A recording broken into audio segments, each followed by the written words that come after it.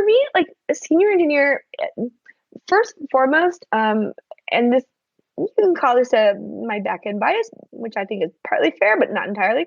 It's rooted in production, right? It's for their instincts. I want to be able to trust their instincts, which means that their little data corpus needs to be trained on reality, which means production, right? Like I don't see how anyone can call themselves a senior engineer if they don't know what happens to their code after they hit merge. Welcome to the Software Misadventures podcast, where we sit down with software and DevOps experts to hear their stories from the trenches about how software breaks in production. We are your hosts, Ronak, Austin, and Guang. We've seen firsthand how stressful it is when something breaks in production, but it's the best opportunity to learn about a system more deeply. When most of us started in this field, we didn't really know what to expect, and wish there were more resources on how veteran engineers overcame the daunting task of debugging complex systems. In these conversations, we discuss the principles and practical tips to build resilient software, as well as advice to grow as technical leaders. Hey everyone, this is Ronak here. Our guest in this episode is Charity Majors. Charity is the co-founder and CTO of Honeycomb.io. Guang and I had a lot of fun speaking with her. We learned about her journey from being an engineer to co-founding Honeycomb. We talk about what it was like being on call when she was only 17 and how to stay calm during production incidents. We discuss various production outages throughout the episode, and our favorite one involved having to drive to a data center to flip a DB switch. Charity also shares what it takes to build an awesome engineering culture, the engineer-manager pendulum, and qualities Charity looks for when hiring senior engineers. There was much real talk in this episode, and we really appreciate Charity for sharing her honest thoughts with us. Please enjoy this super educational and highly entertaining conversation with Charity Majors.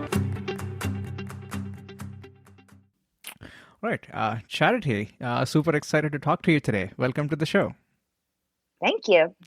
So one of the things we wanted to start with is we read somewhere you went on call when you were 17, or you started going on call at the age of 17. So I have two questions there. What was this first job and how did you get it? And what was it like to be on call at that age? It was fine. I mean, when you're young, you literally don't know any better. They can do anything to you, and you're like, "Yeah, this is just how the world works." Okay. No, I was a sysadmin for my university. I don't know if they still do this, but back in those days, they just gave students root. And my very first job was running the math stat department computers, and from there I moved up to running all of the university's computers, and then later I ran the CS department computers. And in between there, I worked for like a local web development firm running their computers. And all before I ever owned a computer of my own. Oh, wow. And I also read that I think you were studying music and then you also studied electrical engineering. So you weren't studying... dude, I also studied ancient Greek and Latin. Oh, wow. And, literature. I was diagnosed last year with ADHD. So... it's a belated acknowledgement of my life story. So when you were on this job managing these computers, did you pick things up along the way? Or first of all, did they interview you for the job? I'm curious. Kind of. Okay. No, the honest truth is, a dear friend of mine had been the math stat department's computer sysadmin first. He was graduating. They asked him who he recommended. And he told them that if they hired me, he would back me up. And anytime I didn't know something, he would help me out. So I owe a huge debt of gratitude to this friend who just kind of like randomly saw me struggling and was like, she could use a hand. So that is very sweet. When you were on this first job, as you mentioned, you're managing all these computers and you had root, and you said every other student And I knew nothing. Let's be clear. I knew jack shit. Do you remember something that happened you wish hadn't happened?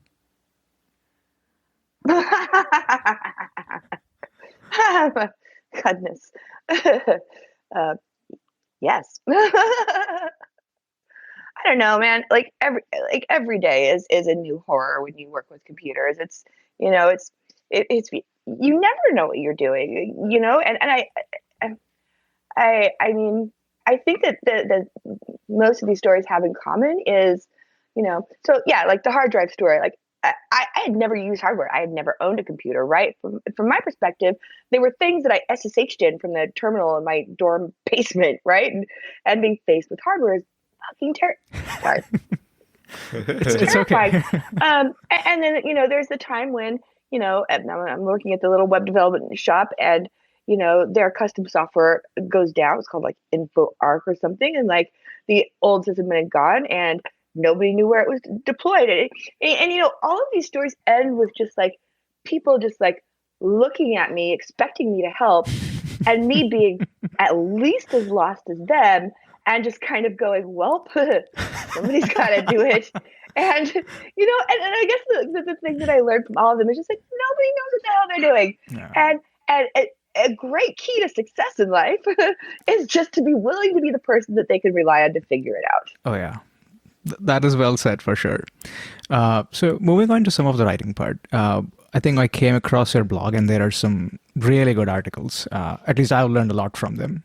One of the things that also I found interesting was the domain of your personal website. It's charity.wtf.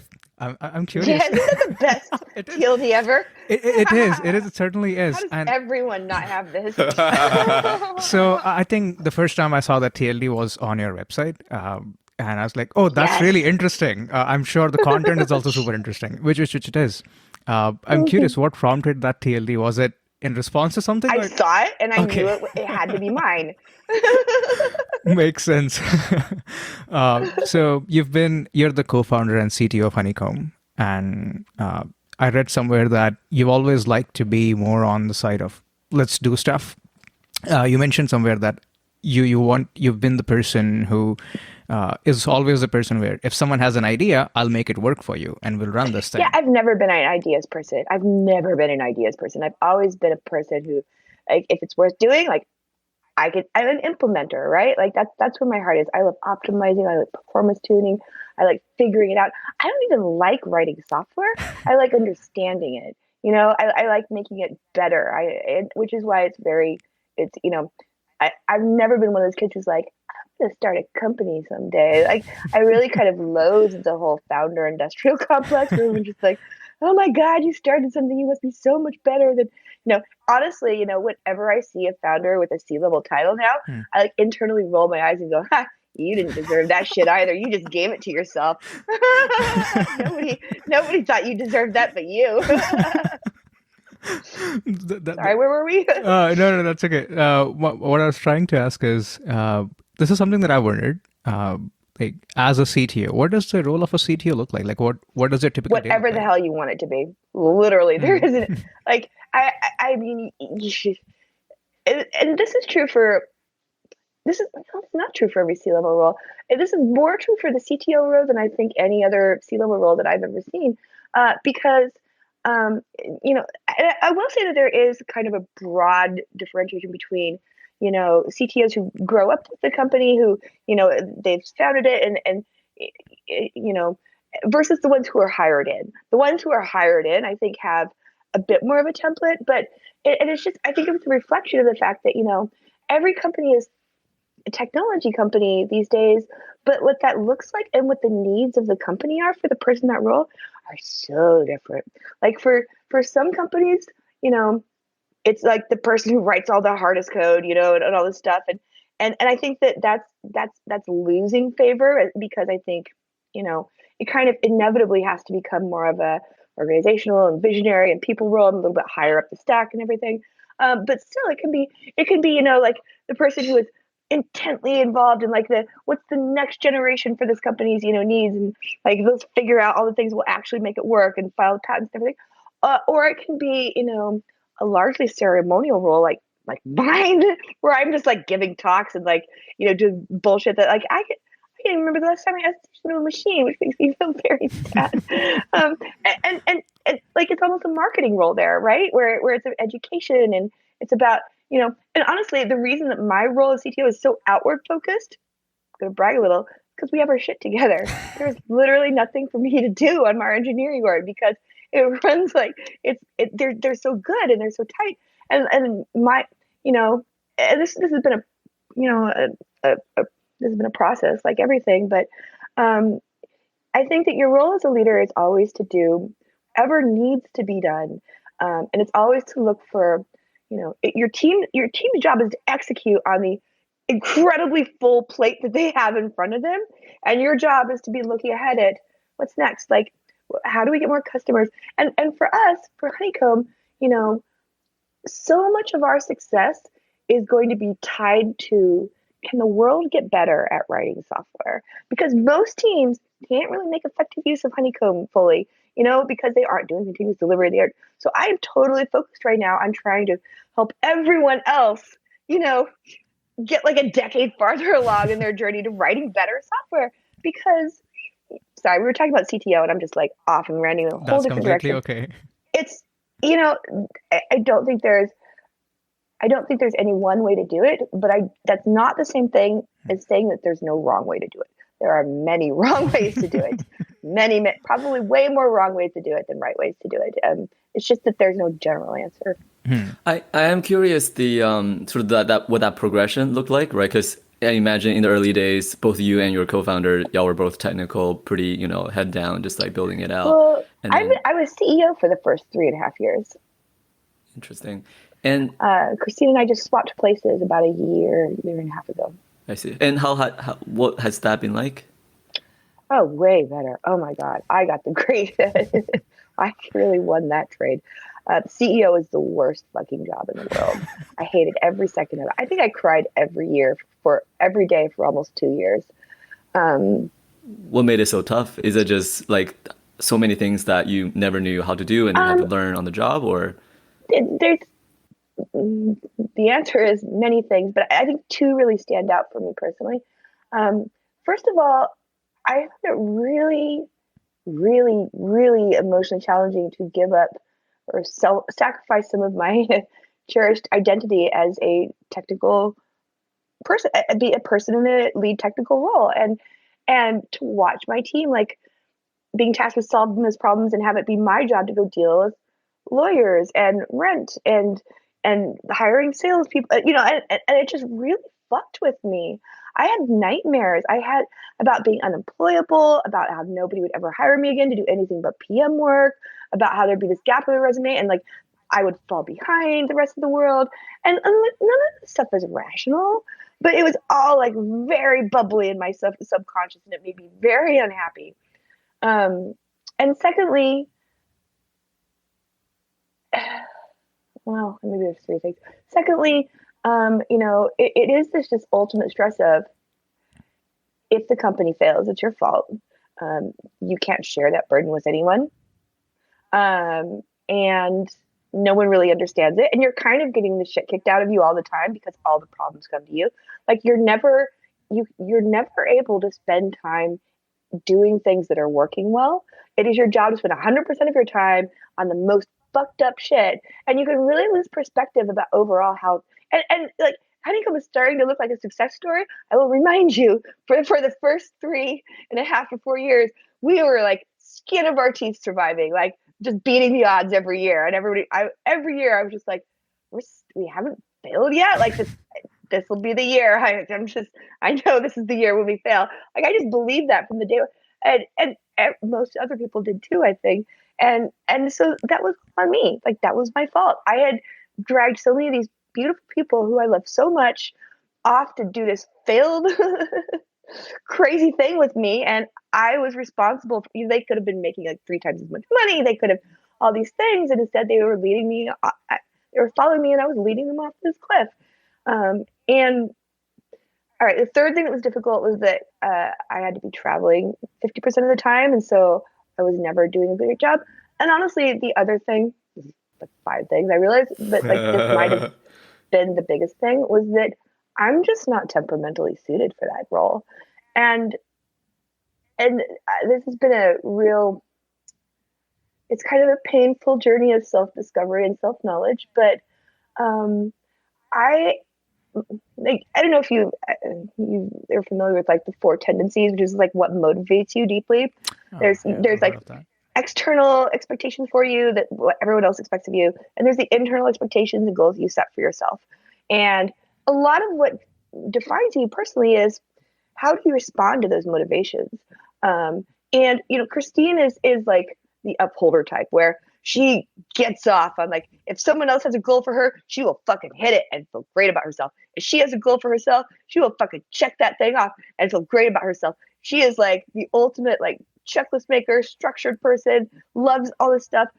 I am the literal opposite of that. I am the type that rejects external expectations of me, wants to do exactly the opposite of them, and also psychologically tricky, but rejects and resists my own expectations of myself. As soon as I set a goal for myself, it's the last thing I'm going to do. And I think it is very challenging for my personality type to be in the CEO role, because I think companies, like small children, depend and thrive on structure and predictability and showing up at the same time at the same place every day for and I was doing a constant doing just like deep psychological warfare with myself for 3.5 years to try and fit into that box. Interesting. And was there like an aha moment where you were like, shit, it's time to try something else? And then no, I got so deep in it that it was the choice was made for me, and it was the right choice, because I was so unhappy and just like, but I get so fucking stubborn. The harder I'm feeling, the more I dig it. I do not know how to quit, and I do not say that to brag. That's ultimately, it's not a good thing if you don't know how to quit. But it worked out the way it worked out. Things have stabilized since then, or better. We wouldn't have survived if I hadn't been CEO for the first 3.5 years, and I don't think we would have survived if we hadn't done the switch when we did. So. Yeah, thank you for sharing that and being so open about it. I don't think it's easy to talk about this. It's a pathology of my personality, I think. It's not actually. I was raised not talking about, not sharing feelings and all this stuff, and it's been like part of my self-work as an adult has been like overcoming that, and some would say that I have overcompensated. So here we are. Well, there's so much to unpack in what you shared, and I want to come back to some of those things. But one thing which you touched on just now is that you identify that you are very stubborn. I'm curious, in which situations has it served you really well? You mentioned that you wish you weren't that stubborn in some cases, but in what cases you're like, yes, this characteristic of mine helped so much? Oh, I'm ultimately unstoppable if I want to do something. Well, that's pretty awesome. I say this with a hint of caution, because I will do it. Damn the consequences and the side effects and everything. It's not necessarily a great personality type, but I'm a woman in tech, and it has kept me here. And in fact, the aspect of my personality that thrives, that is fueled almost solely by fuck you. That's not been a bad thing for me. Like, the more people tell me to get out of tech, the more stubbornly I am here, right? Like, I feed off that shit. It's great. So yeah, tell me I'm going to fail. Do it. Well, at this point, Honeycomb is succeeding. So, and congratulations on the recent Series B round that you just did. Thank you. I'm curious, how involved are you in fundraising as a CTO? As involved as I want to be. Oh, okay. That's the amazing thing about being not CEO. You get to pick and choose what the fuck you want to do. That sounds like freedom. It really is. So changing subject a little bit, I was reading one of the interviews, and I want to read a small part of the answer that you said. I want to follow that up with a question. So one part where you said was, I'm really good at firefighting and staying cool in the middle of a crisis. I never panic or freak out and make bad decisions under extreme pressure. That is an incredible skill. It doesn't come naturally to a lot of people. Well, not to me for sure. So I'm curious, how did you develop that skill? So honestly, last year I was diagnosed with ADHD. I know, the world's least surprising diagnosis. It was to me. I had never considered the fact that I might have an attention disorder. But apparently that's it's one of the side effects is like your brain is so just like buzzing all around. But when you give it adrenaline or crystal meth or Adderall, it slows down and it can focus. So I can't really take any credit at all for it. It's just kind of a byproduct of my psychology. But yeah, like the moments that I remember feeling like the most alive are the ones when the site's down. If I don't fix it, the company will go under, and there's no one else who can do it. And I just like go to my happy place. And I'm just like, cool. And it's just like I can focus, and I just like you can't stop me. It's wonderful, and I love those moments, and I know that's terrible, but they're wonderful. It's amazing that the entire team can rely on you to be so calm and stable in those moments. So for people who are... It'd be great if they could rely on me to be calm and stable in all the other moments. Yes. Nice. What I was going to ask is, for folks who are kind of dipping their toes in the operational journey and who have been on call but haven't seen many outages yet, and who are still learning to maintain their composure in these kind of moments where there is too much pressure, how do you recommend they develop that skill? Oh, that's such a great question. Because first of all, although I do think this is to some extent biologically, determined, I also think that it is entirely a learnable skill. Like I have seen, I'm sure that I've improved at it, just by being, doing it so many times. And I've seen other people just dramatically. I've seen, interns come in who just like, my friend Jeff Wad, who you work with, although you've never met, has these great stories about being an intern, just like fucking freezing, and he's, yes, it is a learnable skill. And I think it's a great skill to learn because when your adrenaline is pumping, it generally makes people make way worse decisions. And the worst thing you want to do in the middle of a crisis is have two crises or make it worse. Right. And so, yeah, like, I think that, training yourself to like not react is the first thing. Like, right. Like adrenaline spikes and our little lizard brain is just like, I must jump. I must react. I must do something. And just training yourself to like, stop, take a breath, take two.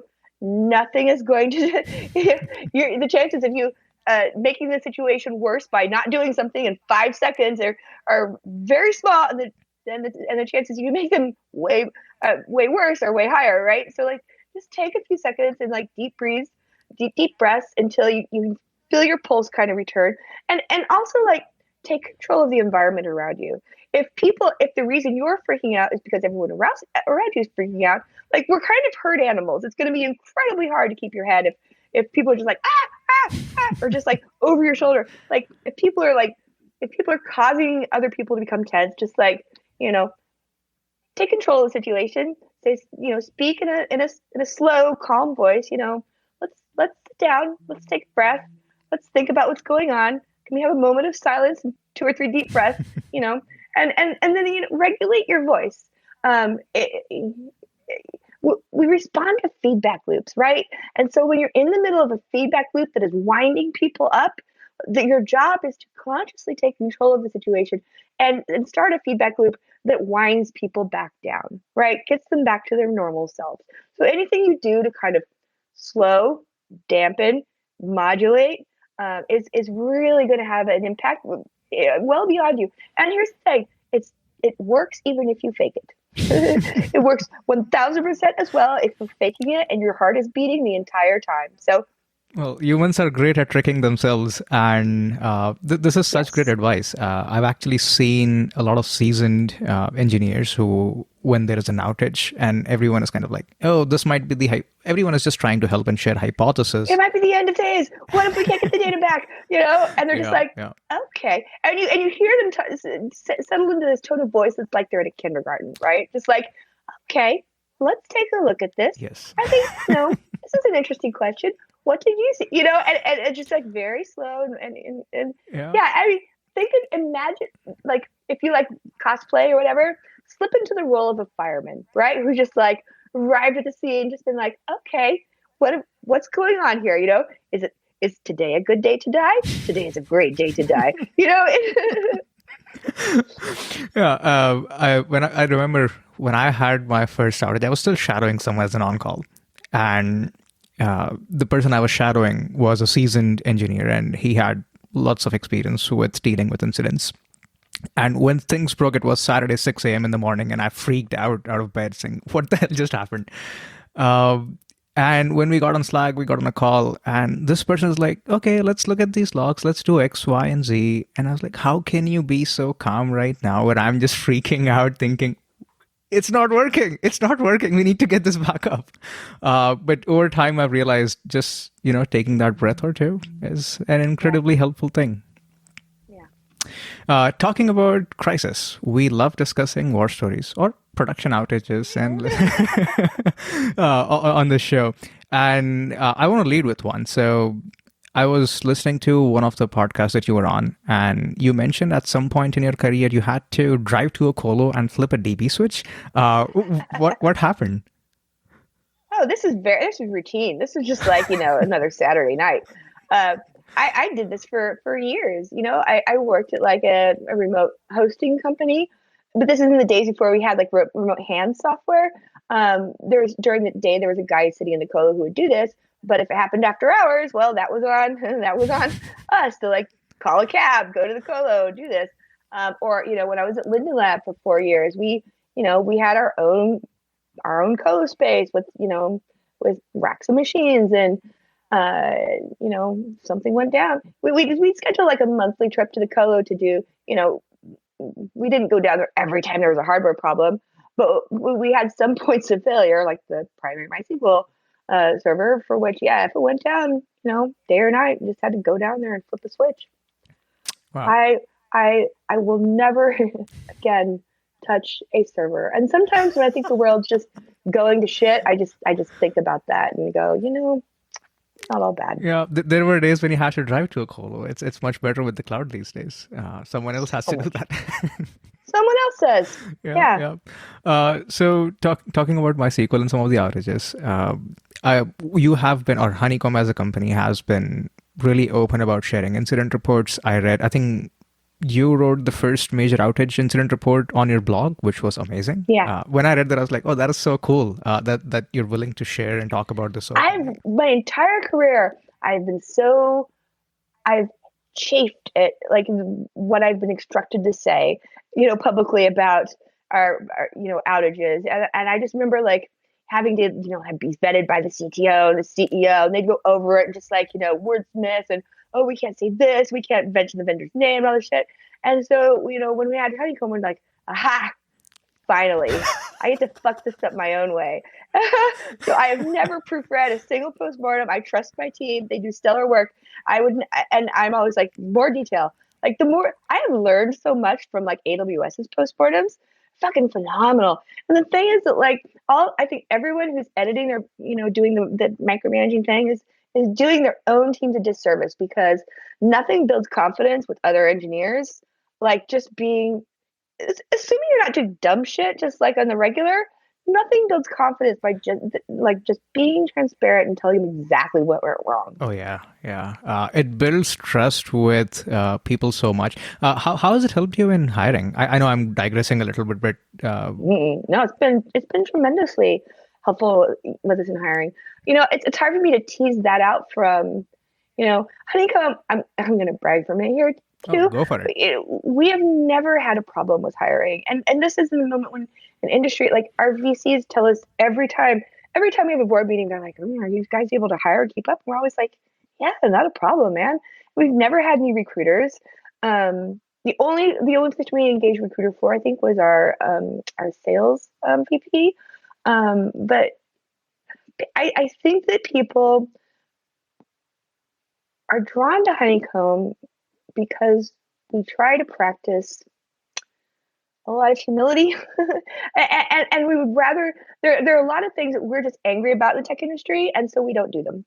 We do them differently, and then we talk about them, and we don't claim to be perfect. We are not perfect, and I think that sometimes people come to Honeycomb and they're disappointed because it's not perfect. But I can guarantee that we will be transparent and we will fail differently. Well, It's amazing. So coming back to some of the crises again. Well, I should stop saying crisis. So The apart, shit storms, the trash fires, yeah. the dumpster heaps. Oh yes, all those are much better than just the word crisis. Anyway, so are there any other outages or war stories that you could share with us? Yes, Oh, absolutely. Would you like me to open my mental file marked MongoDB for a oh while? yes, please go Uh, for it. so when Honeycomb started out, it was in the early days of MongoDB, there was just one lock per replica set, um, and and we were a massively multi-tenant system, right? Like we had 60,000 mobile apps. After a couple of years, over 1 million by the time I left. One lock, they're all trading for, and the sharding stuff didn't work for us because sharding works really well when you have big data sets. You can stripe across shards. What we had was lots and lots of little ones, and so like the hotspot, the problems were manifest. Um, that said, like Parse would never have existed as a company if it wasn't for MongoDB. So I will give them some credit. Like they were definitely onto some stuff. And side note, product marketing, I believe, is the reason that MongoDB is still alive as a company. The marketing, the community building, it bought them time for the technology to grow up to fulfill its promise.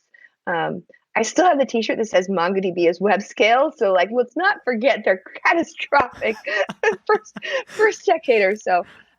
Yeah. So like, let's see. Well, the kinds of outages that we had.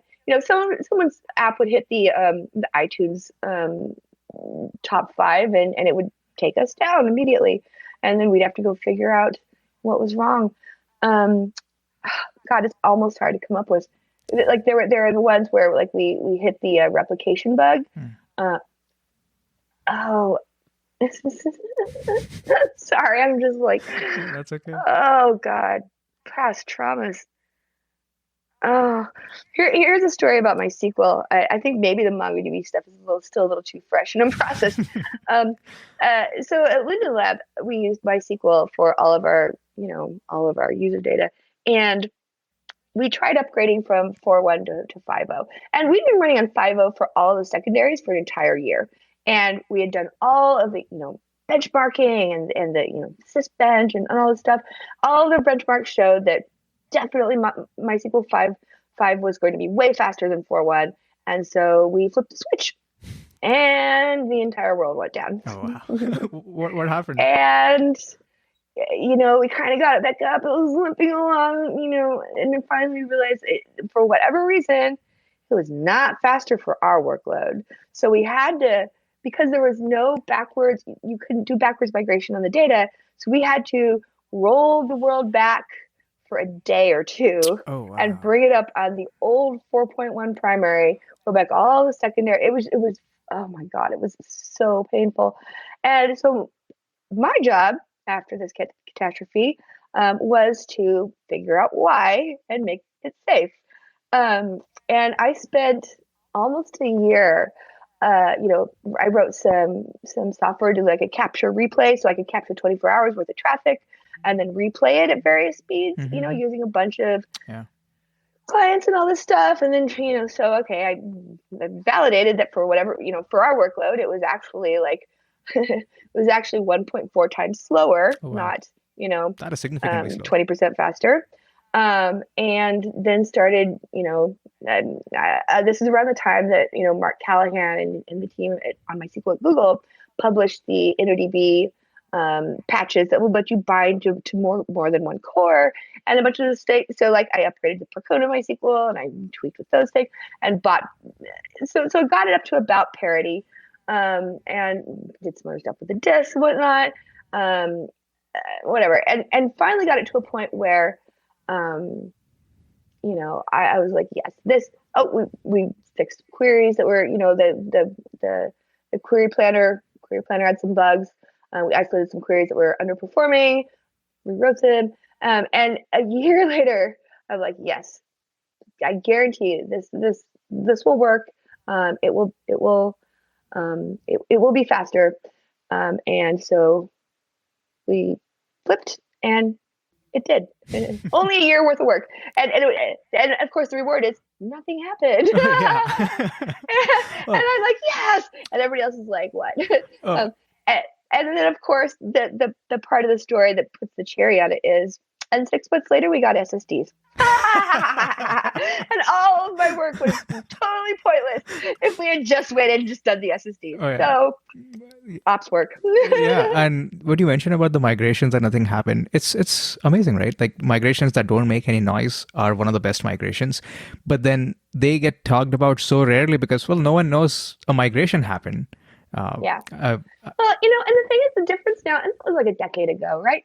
And the difference is that now, it's because at the time I wrote this big long blog post, and it was great. And I wish I could find it. It's been destroyed. Maybe it's the Wayback Machine, but there was no community then. There wasn't really the Twitter community. There wasn't really and I feel like we're getting better at this.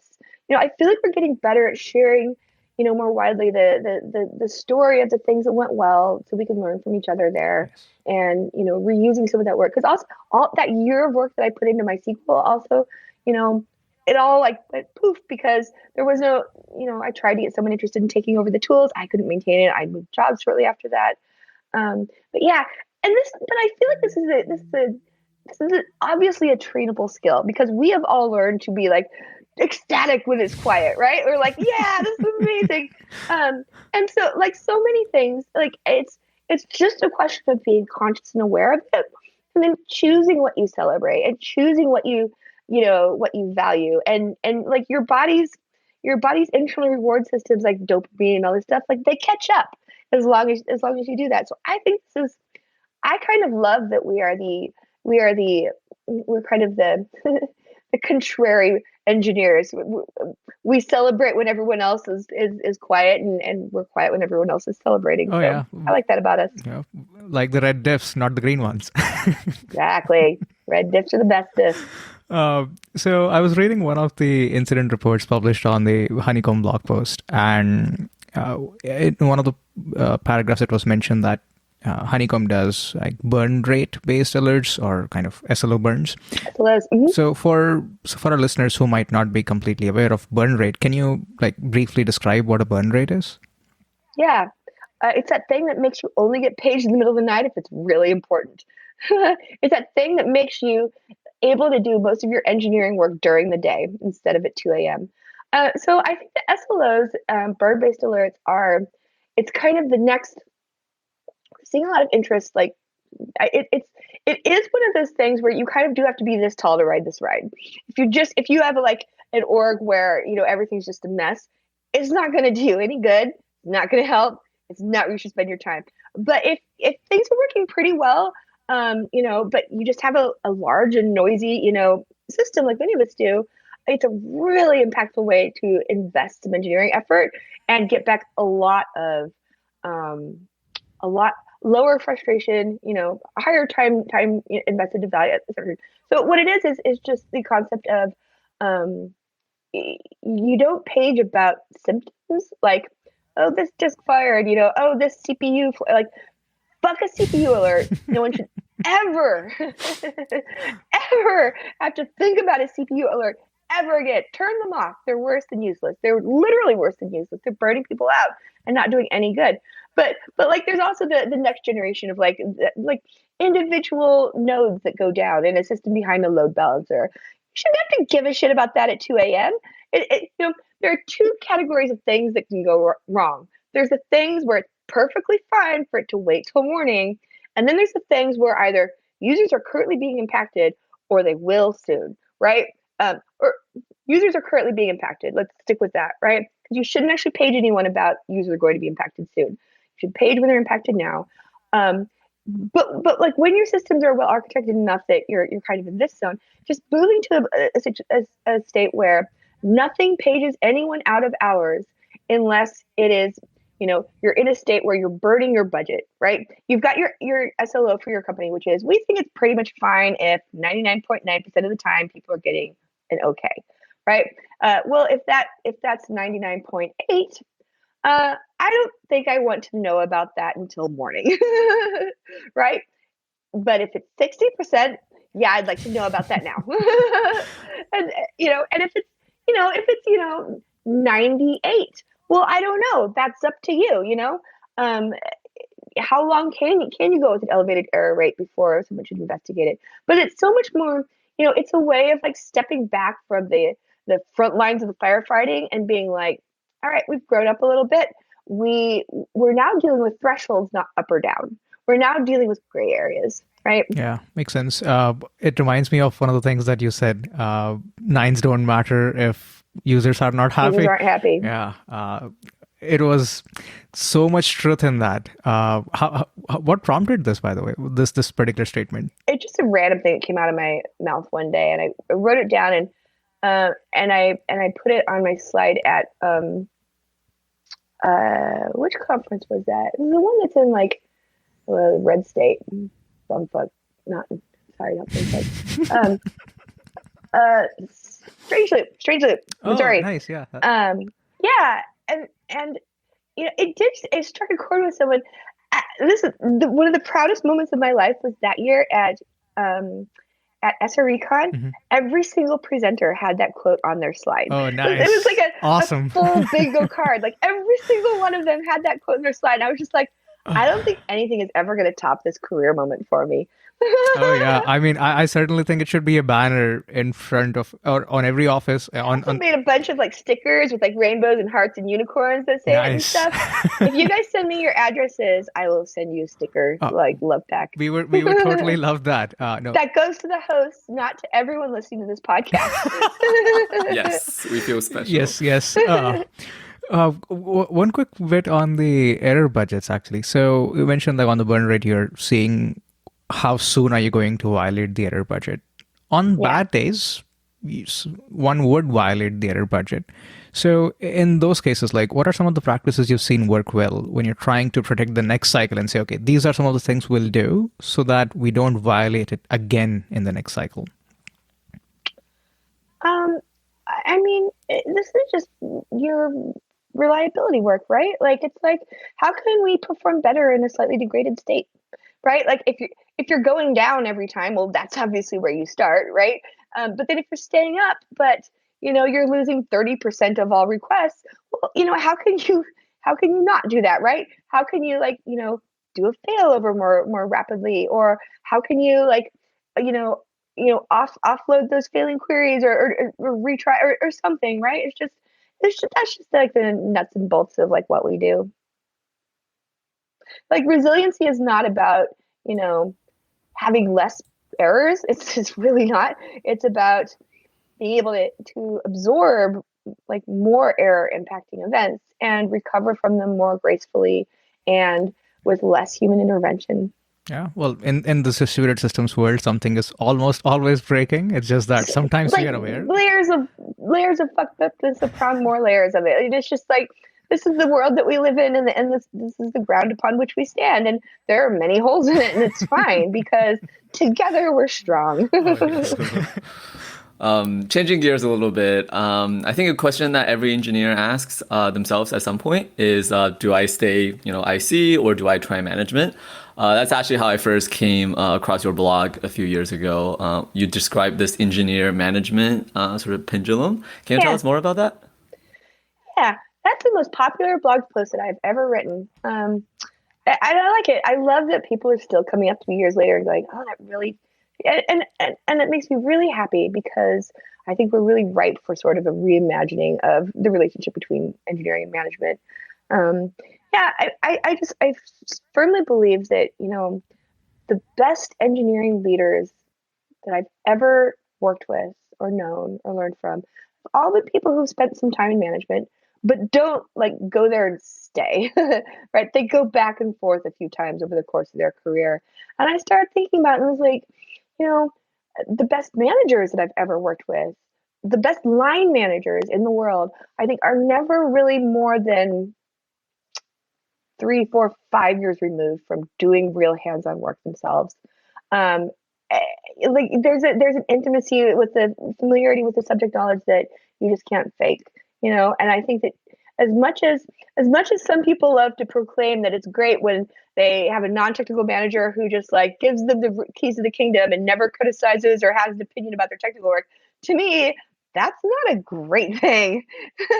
It's not a great thing. It's not a thing to brag about. It's not a great thing. It's a great thing to have engineering managers who, don't own the decisions, but who have good taste and good judgment and can help groom and suggest and help you grow. And that's something that, there's really two, if you want to go into management, you can do one of two things. You should either go in it and decide to climb the ranks, or you should go into management and then go back and forth a couple of times, because otherwise you lose your edge and you're not as effective for the people that you support and you serve. And likewise, on the other side, like the best senior engineering leaders, the ones with the most, the most empathy, the best sense of how to motivate people and inspire them, the best sense of like how to take this massive project and break it down into sub projects that somehow for everyone on the team gives them something that challenges them, but doesn't overwhelm them, that's like something that will push their boundaries, but not, so much that they stall.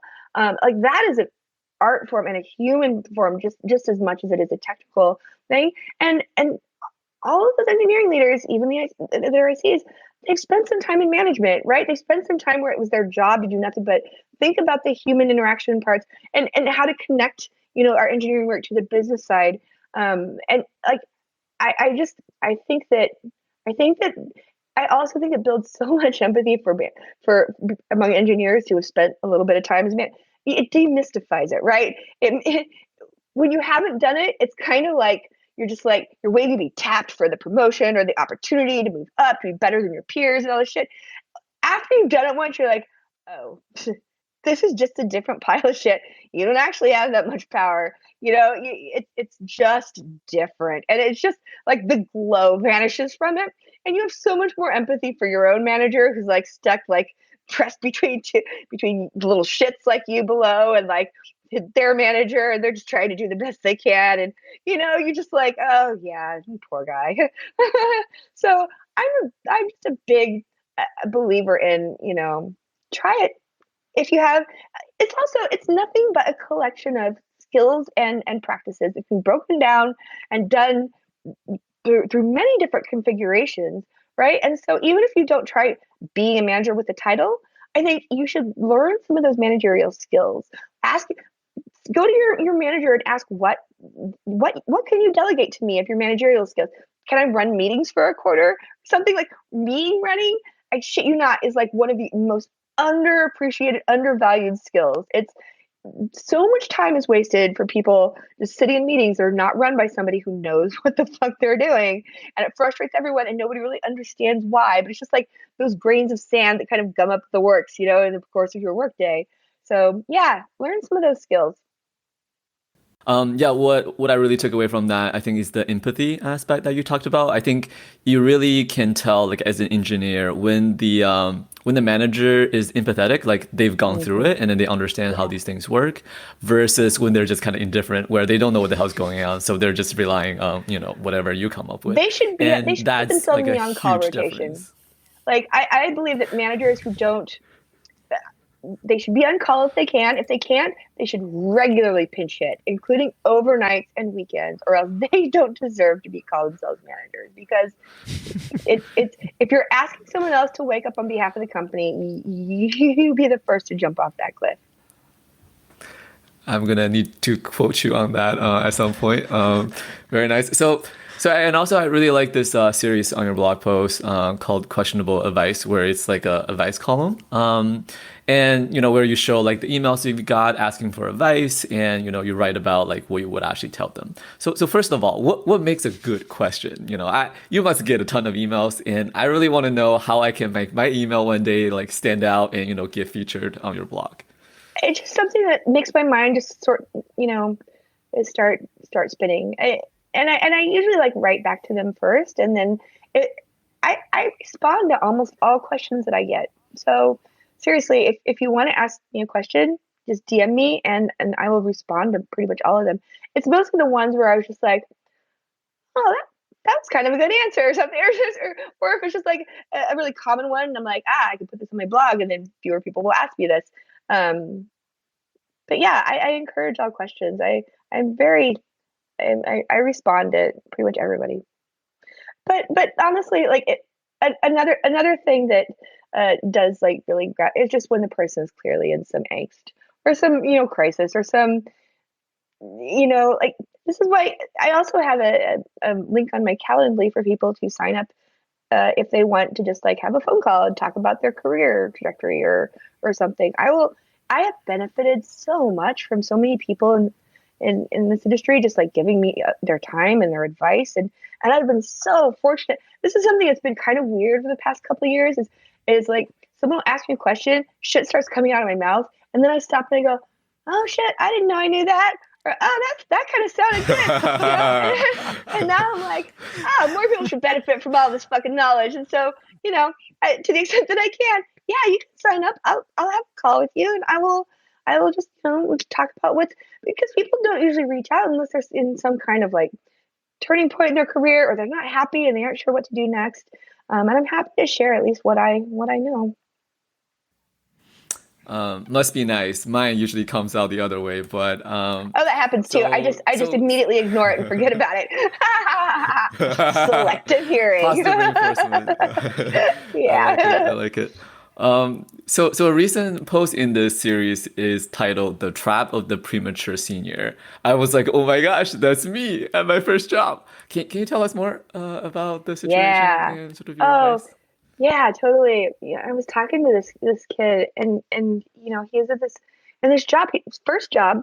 He'd been there for like 2-3 years, and he was like at the top of the fucking mountain. Like he was the most senior person there. He knew everything about how the system worked. He gets pulled into like all the high level planning meetings, like it just and he's able to do less and less IC work of his own, but it's very validating to be needed and to be wanted, and he's like, I feel like, this might not be the best thing for me, but, how do I feel like maybe I should switch jobs, but then how can I be sure to get the same comp? How can I be sure to get the same stature? I don't want to just end up at the bottom of the totem pole, like, doing errand board stuff, low level stuff when I've gotten used to having this very high level of influence and, say in what I do.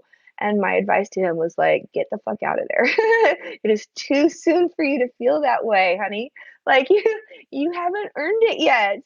And it's not going to be good for you. You'll stunt your growth, right? Like the first, 5, 6, 7 years of your career, at least you need to be optimizing for, your career is the single biggest, greatest, it is a multi-million-dollar appreciating asset, and you should manage it for the long run, right? If you get hooked on those feelings of being in charge, knowing everything, and like having a high salary and everything the first couple of years, it's not going to be good for you in a couple of years. So don't get used to it. Get out of there. I think, yeah, like what really struck me was like the familiarity versus like we've all been there, man. We've all been there. Pretty hard. It feels so good. It feels so good.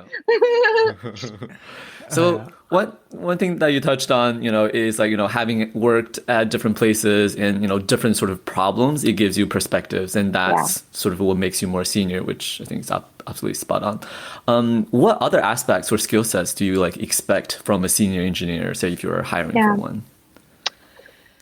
And I want to be clear that in that article, I was like, quit your job. And I'm not saying that everybody has to quit their job after 2 or 3 years. There are ways to maintain that growth within a single company by moving teams, by experiencing different things. But the point is just to be mindful of it, right? And to optimize for that.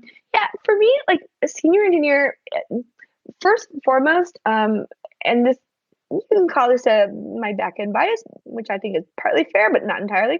It's rooted in production, right? It's for their instincts. I want to be able to trust their instincts, which means that their little data corpus needs to be trained on reality, which means production, right? Like I don't see how anyone can call themselves a senior engineer if they don't know what happens to their code after they hit merge, right? Like you need to know how does it get out there to users and be able to like, look at it in production and say, what's happening? Is it doing what I expected it to do? Does anything else look weird? And do some, at least basic debugging. I think that's table stakes for anyone. Um, eh, I think that some knowledge of exposure to data modeling, some knowledge of, because code is, and this is all about like what did you know beyond the code itself, right? Because there's like the data structures and algorithms, but like that's just step one. There's also like what you need some sense of like what data is backing this and what the code that you're shipping is going to do to it, and where those edges are. I think for sure is also table stakes. That's mostly it. I think that beyond that is just like,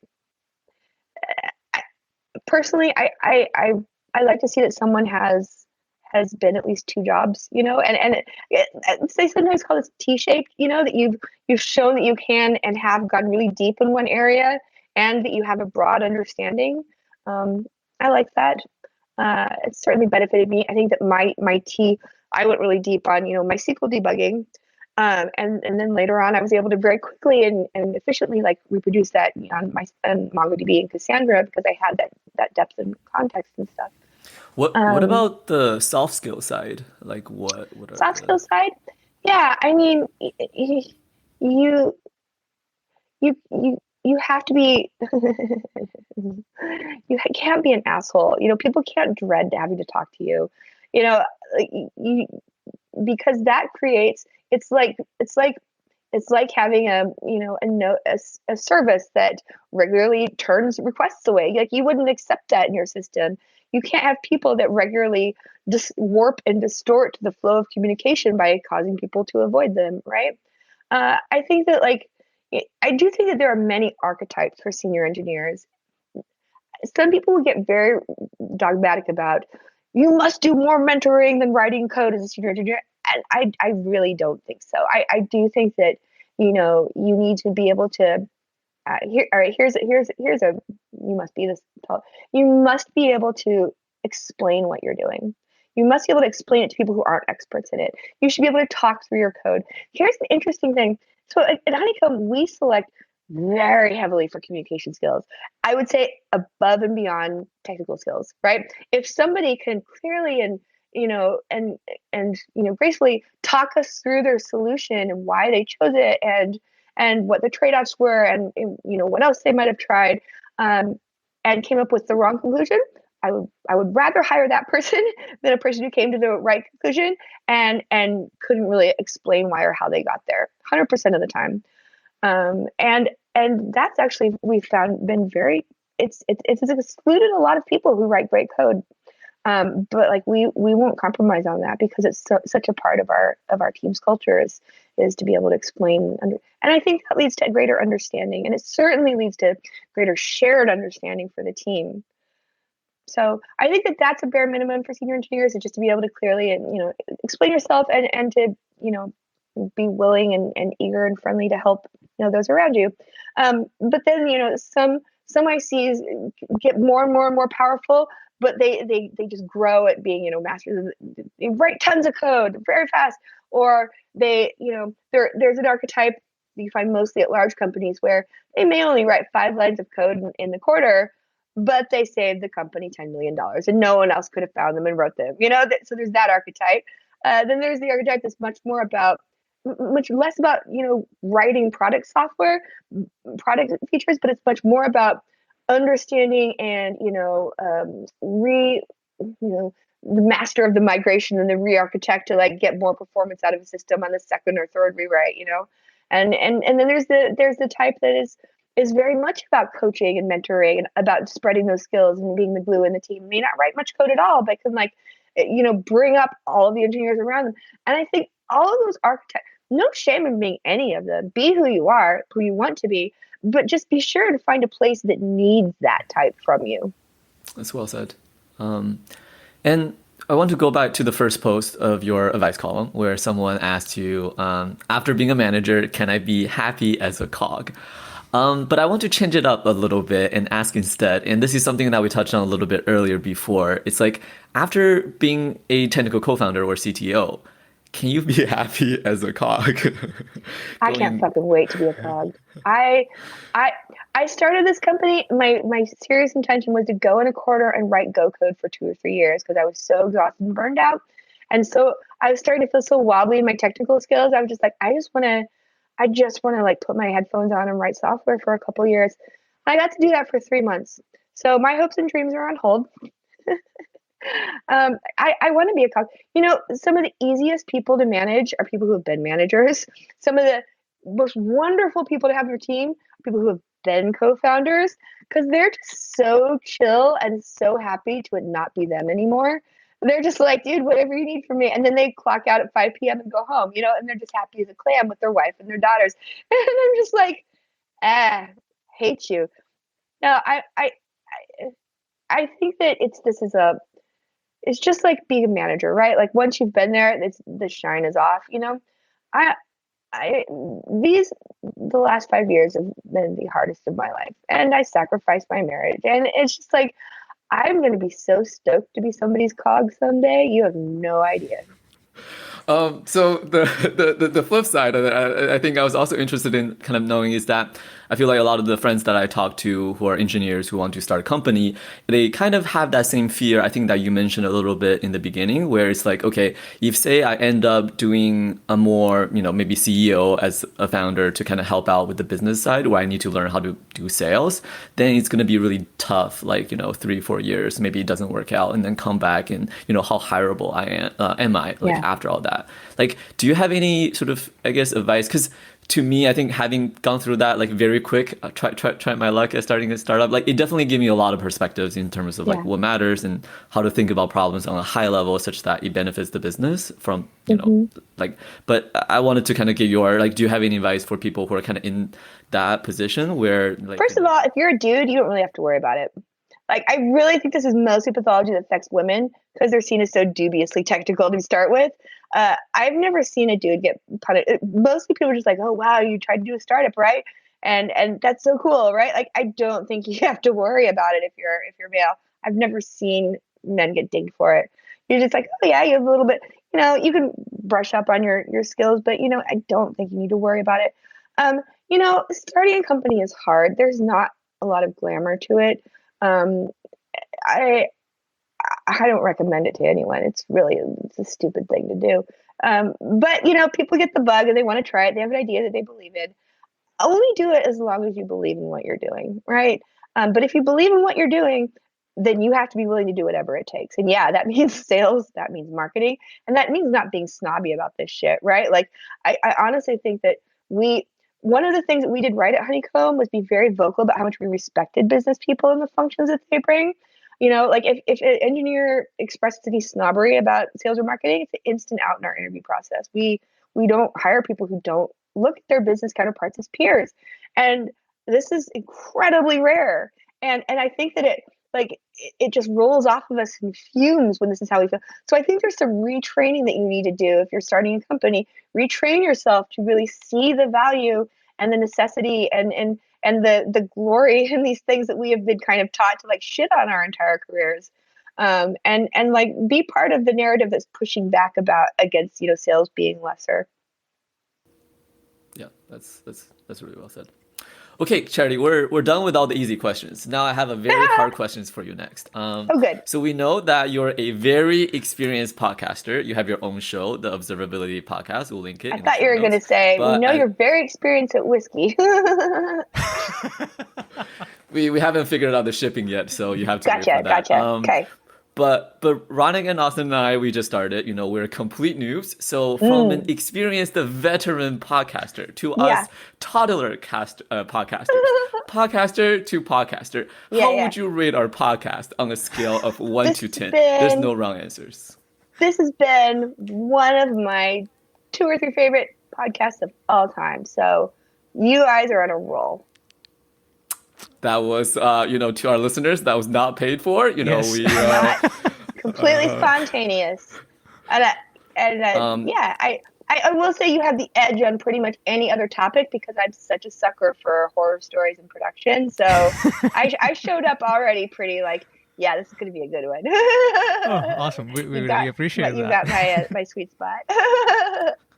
I was hoping you say like, oh, I'll give it a 6, so then I can do the whole line about, oh, my mom, kind of gave it like a slightly better score. But we'll save that joke for later. Before we wrap up, is there anything else you'd like to share with our listeners? We didn't talk about observability at all, which is really refreshing. But if people have production problems, and who doesn't, you should check out Honeycomb because does it solve it? If you have large systems, problems, you probably need observability. So honeycomb.io. Oh, and we have a really generous free tier, which is cool. Like you can run actual real production workloads on it and not pay for anything. So nice. Oh, that's pretty cool. Right. And topical SLOs.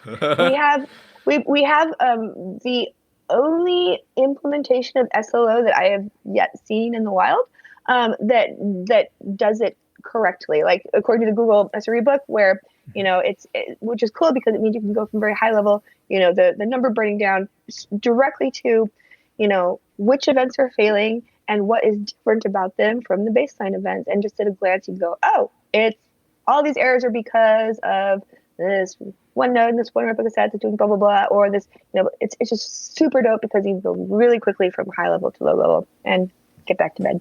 Oh, that sounds really awesome. One thing which I would just say is we purposefully skipped the observability topic because we know you have a podcast on it.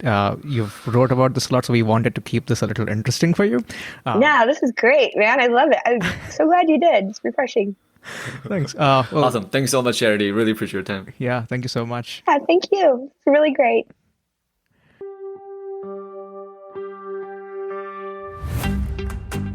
Hey, thank you so much for listening to the show. You can subscribe wherever you get your podcasts and learn more about us at softwaremisadventures.com. You can also write to us at hello@softwaremisadventures.com. We would love to hear from you. Until next time, take care.